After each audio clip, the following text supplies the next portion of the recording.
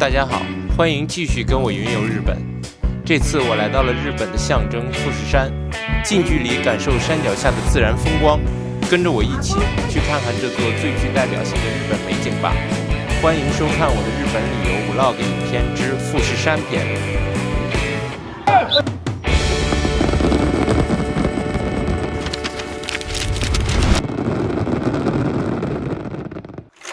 大家好，我是小熊同学。如果你喜欢旅行、文化探索和轻松度假，欢迎点赞订阅我的频道。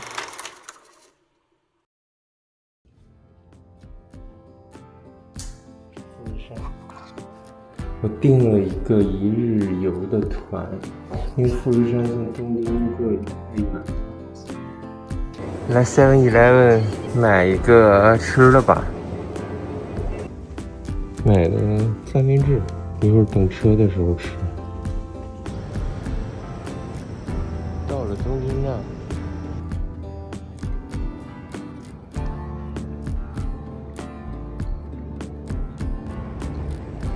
可以吃了吧？在集合点等着了。前面就是富士山，저기富士山였어요。저기 앞에 튀어나가는。由于富士山离东京市区有一段距离，所以我报了一个一日游的团。离开东京后，我们第一站来到的是人野八海。这里位于富士山脚下，由富士山融化的雪水经过数十年的地下过滤后形成，因此池水格外清澈，被誉为日本的九寨沟。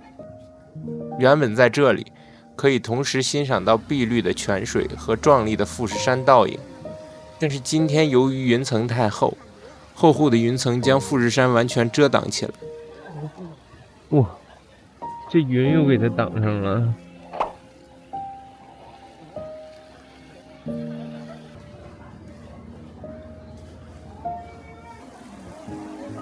虽然没有看到传说中的富士山，但眼前清澈见底的泉水，古朴宁静的村落风光，依然让我感受到了浓浓的日本乡村气息。那个方向就是富士山，但是被云遮住了。今天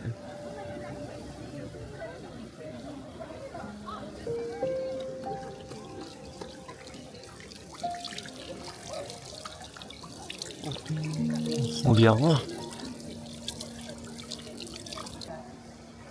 大家可以，如果富士山没有云遮挡的话，可以在那个位置去拍照，拍出来的富士山特别好看。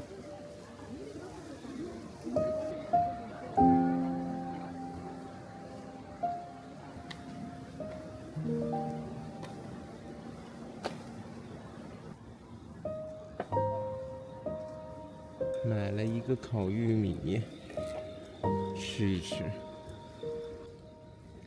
好吃的好吃，真的很好吃，甜甜的，是那种水果玉米。大家来了可以买一个。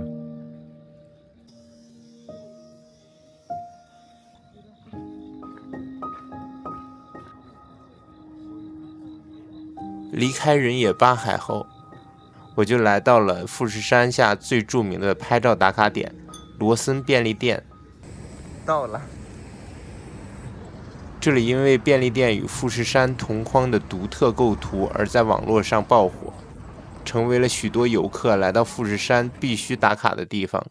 可惜今天富士山依旧没有现身。来了之后被云挡着，什么也看不见。逛一下吧。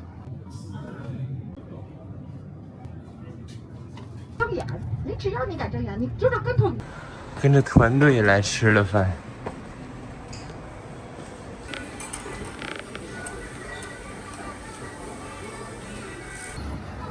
吃完饭还有一会儿时间，我打算自己出来溜达溜达。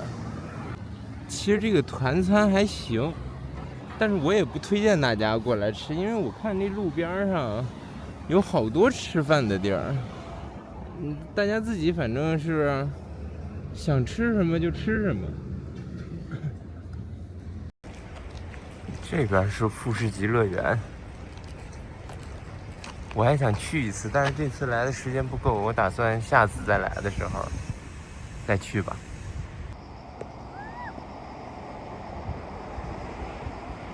这多热呀！我刚才听见人叫了，已经。哇，这穿透力，这声儿。午餐过后，我就来到了富士五湖中最著名的河口湖。到了河口湖，这富士山是别想看见的，今儿。看见它太难了。河口湖是欣赏富士山的最佳地点之一，无论是春季的樱花、夏季的绿意，还是秋天红叶与冬日雪景，都吸引着无数游客前来。这个应该就是富士山，结果云挡着，什么也看不见，应该是这个。它只露了一个小尖儿，那儿啥也没看着，看这个小尖尖。然而今天的富士山依旧隐藏在云层之后，没有露出面容，湖面平静如镜，远处山峦若隐若现。虽然少了富士山的陪伴，却多了一份宁静与神秘。也许有些风景不一定非要看见，留下一点遗憾，反而会让人更期待下一次的重逢。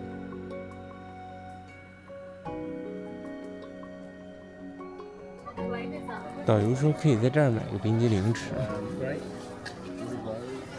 这儿冰激凌应该很好吃吧？看我要个什么呢？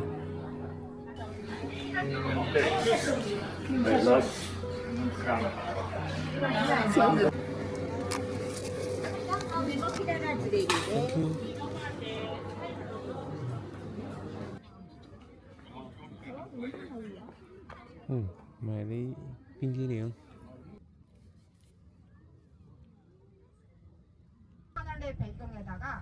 接下来，我来到了新仓山浅间神社。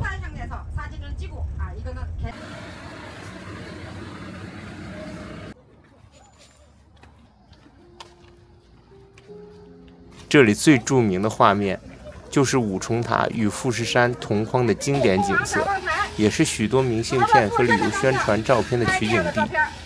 沿着长长的台阶一路向上，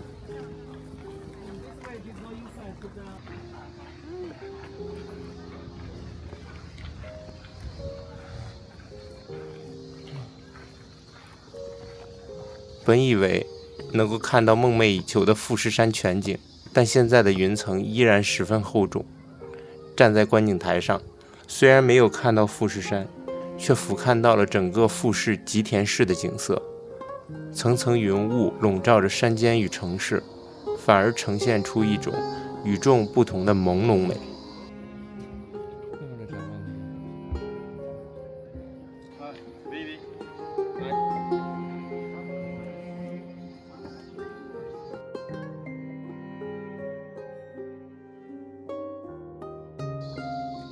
下来我就走的坡道，因为我觉得走坡道比台阶要更好下一点，因为台阶太陡了，上坡台阶还可以。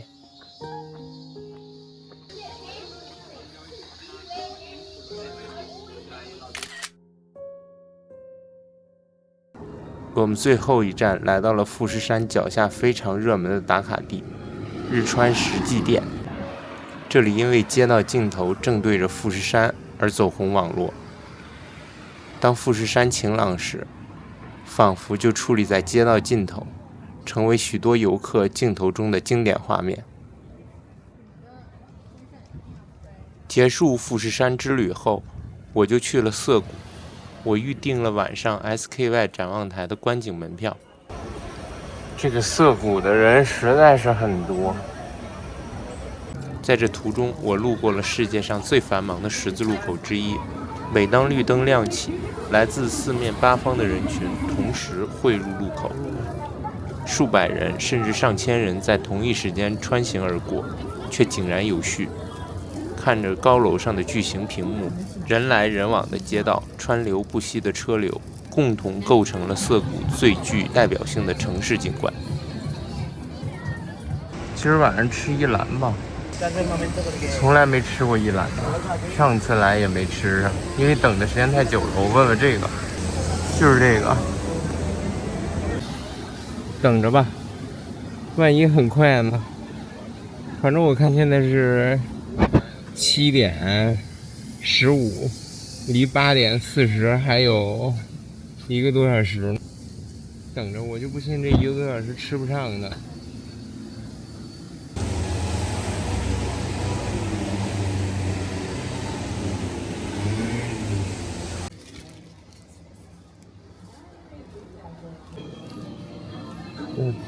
点完了，我深深，你知道，我7:18，到现在等了1个小时还没吃呢。然后我40的那个涩谷 SKY 的门票，点了一个豆腐，加了一份面。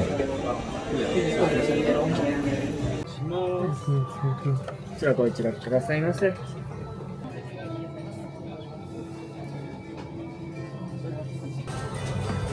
3枚輸送いたします。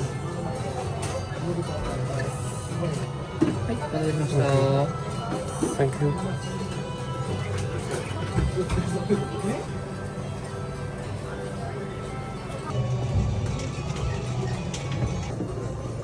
又加了一份面，加了一份鸡蛋。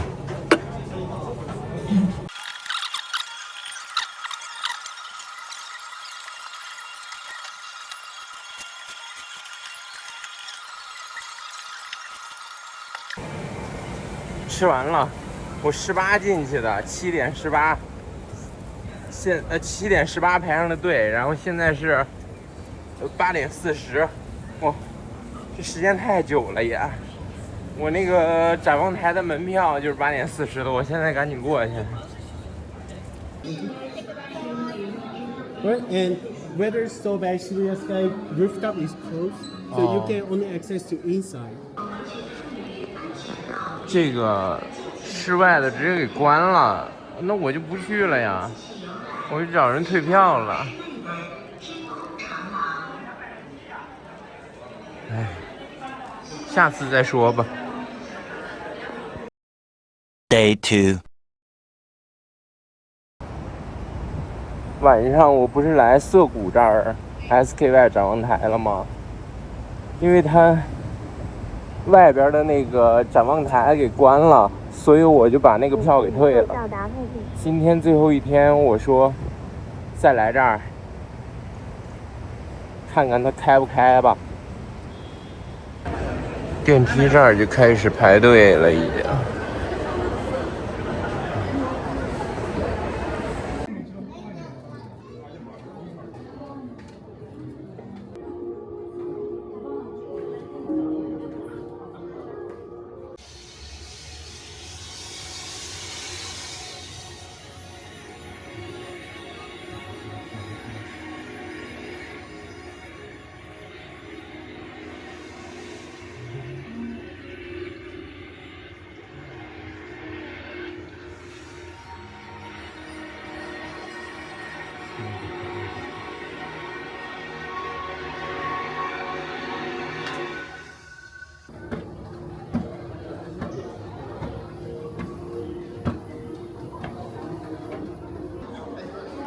我们进到涩谷 SKY 可以先去存包。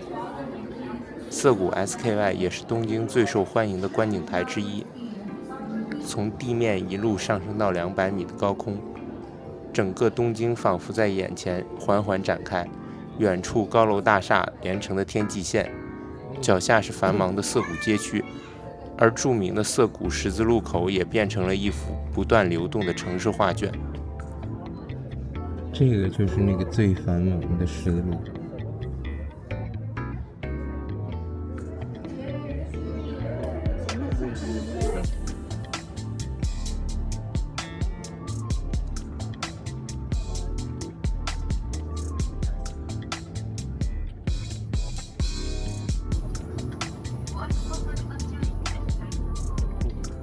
这么开阔，一望无野。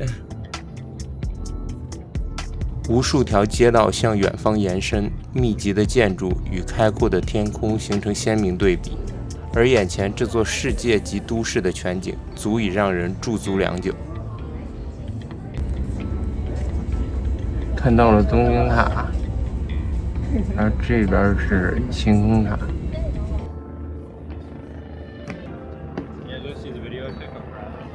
这是个停机坪啊！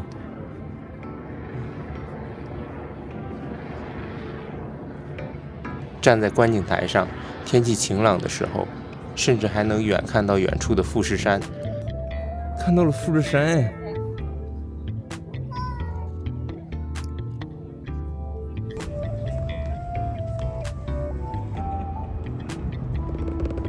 我现在就是希望我能买得起一个长焦镜头。太帅了！天气好的情况下，大家是能看到富士山的。在这个大空旷的平台上面，能看到整个东京市。它是在外边，是没有遮挡的。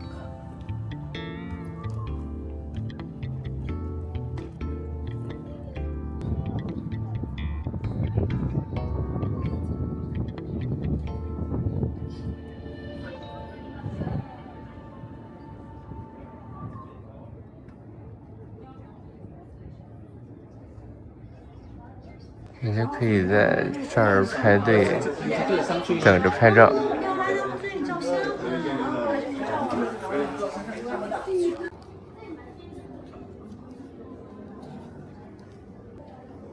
这里还有那个纪念品，大家可以来看一看。这儿还有一个咖啡厅。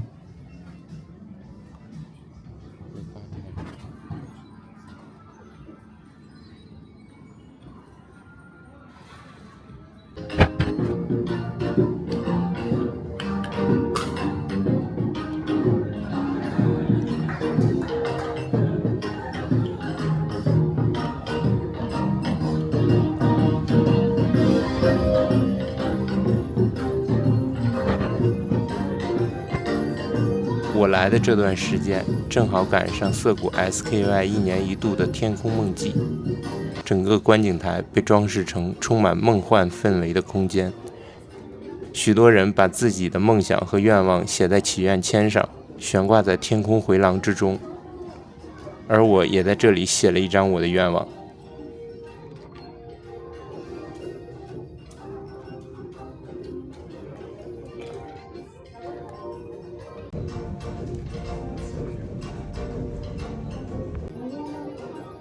找个位置挂上，找个亮堂的地儿。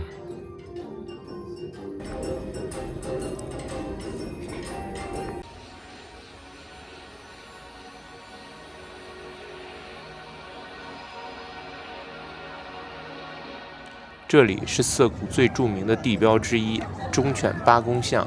近100年前，一只名叫八公的秋田犬每天都会来到涩谷车站，等待主人下班归来。然而主人却因病离世后，八公依然风雨无阻地来到车站等待，整整坚持了近10年。如今，在人来人往的涩谷街头，八公静静地守候着这座城市，也守护着那份跨越时间的等待。我今儿特别想吃一寿喜锅，去那个温野菜吃一个吧，那个毕竟是自助。它这里是什么记忆？好像。来吃温野菜，吃一个寿喜锅。要的黑毛和牛的套餐，好像4500、4800呀，我记不太清了。赶紧吃。我吃完那个温野菜出来，然后看到他们好像在搞什么祭典，挺有意思。原本只是随便走走涩谷街头，却意外遇见了当地1年1度的神教祭。神教穿行于林立的高楼之间，抬轿的人们齐声呐喊。古老的传统在现代都市中焕发着新的生命力。旅行的意义，有时候并不是在于抵达某个目的地，而是在不经意间遇到这些属于当地人的生活和故事。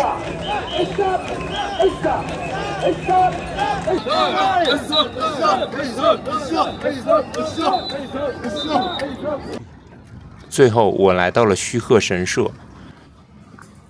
这个你的名字在那个须贺神社这儿，大家导航到须贺神社就可以。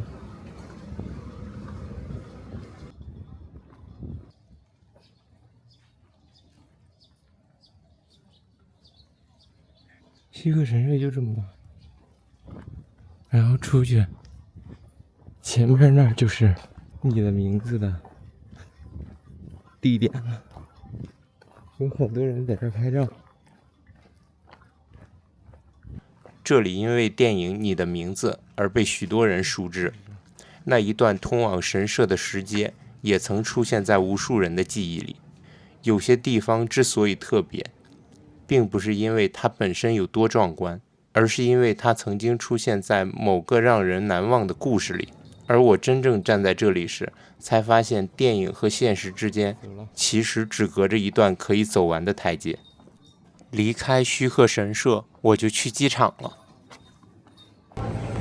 进机场了，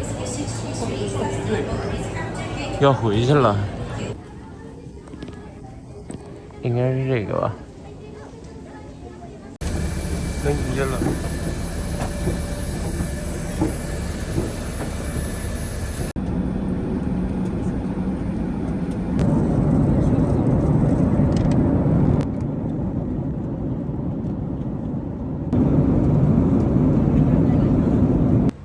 安全落地呀，等着行李了。这次日本旅行，我用镜头记录下了美好，使自己的记忆慢慢沉淀。旅行结束，但我还会出发。也希望大家能多多订阅我的频道。再见，日本。